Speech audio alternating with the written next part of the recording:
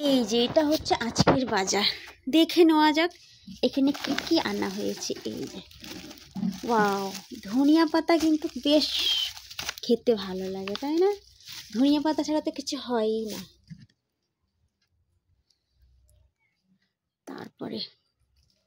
তারপরে এখানে আছে ছিম। ওয়াও, ছিমটা আমার খুব ফেভারিট। আর কি কি আছে এটা? পালং শাক। ওয়াও, পালং শাক তো সেই ধনিয়া পাতা দিয়ে সেই মজা। আর এখানে আছে হলো বাঁধাকপি, এই যে মূলো, তারপরে ক্যাপসিকাম লঙ্কা কার কার ভালো লাগে। এটার বড়া আমাকে সেই ভালো লাগে, ক্যাপসিকামের বড়া।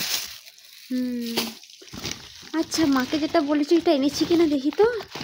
ও হ্যাঁ, আমার যে ফেভারিট সেটা কিন্তু এনেছে। বলো তো কি? আমার ফেভারিট নেই, উঠে আর না, আসো আসো।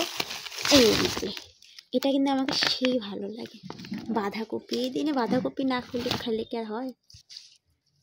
দাঁড়া, সবুজ সবুজ সুন্দর সুন্দর। এই যে আমার টমেটো ছাড়া কোনো সবজি হয় না।